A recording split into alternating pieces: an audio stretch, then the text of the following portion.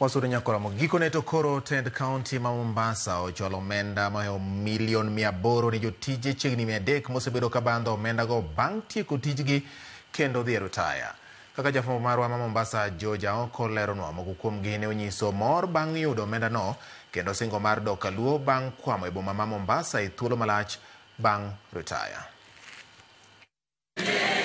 Siku yetu la furaha ne en mor kod ilo e kaunti ma Mombasa bang' tend kaunti no motel ne kod Governor Abdul Samad Sharif Nasir chiwo chek mar omenda maromo shillings milion 88 ne jotije chiegni 300 manyocha bandho pesagi bang' dhi e retire.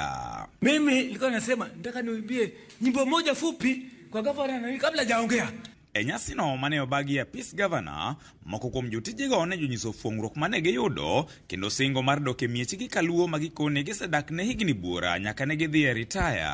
Koro waduoko Nyasaye erokamano kuom governor marobo parowa makomono wanwang'o pesa wa mag retirement makata ka nena wuok dala pok adok higni abich dak idog dala kionge pesa. Waduoko Nyasaye erokamano makoro ogwedho wanwang'o pesa ni makoro kata kwa dok dala wabodo kwa ngima kendo kwa mor kabisa mondo wadwane jodalo wakani waweyo. Wingi wamekufa, lakini sisi tulioko hai tunashukuru. Tutabeba cheki yetu ya milioni 800. Ni muda mrefu tangu tuliporetire, twapanda tukishuka, hatujapata mapeni haya, lakini kwa leo kutuita kuja kutupa cheki na kukata keki na yeye twashukuru sana.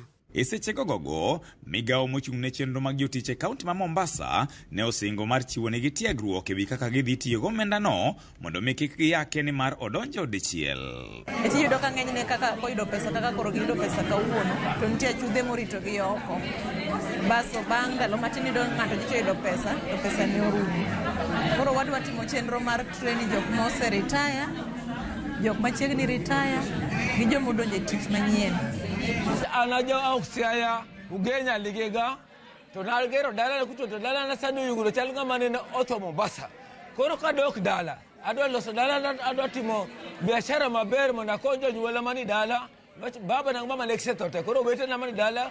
Ne bende gi singo mar dhi nyime kod tiego jotiche wi ikruok ne weche mag retire bang' yangore ne moko kuom jogo ma ikgi osegik dhi e retire dwani omedgi ndalo mag tich kaluwore gi onge mar ikruok makare. On a monthly basis ni lazima mufanye training ya watu aina mbili, wale ambao washaretire na wale wako njiani wanaenda kuretire, waweze kufunzwa jinsi ya kuweka fedha zao. Sitaki kusikia hii story kwamba watu wamefika siku ya kuretire, umesha retire, siku zimeisha, warudi tena county wasema bado mimi nina nguvu, nitaka tena contract miezi 6. Hapana, haiwezi. Sasa ikiwa tutakuchukua miaka 60 contract miezi 6 na hao vijana wanaokuja mama watapewa kazi na nani? Dibange mo retire otho makomna ngo pesa gi. Wanaduoko Nyasaye erokamano bodangi mata abet iwoko higni 5 maonge pesa. Koro an ka dhi dala Nyasaye akwayo mondo miya teko aya biashara maber, aber family maber, nyaka chiemo Nyasaye no luonga. To bombe mang'eny go emomiyo jomoko otho moko yudo pesa gi.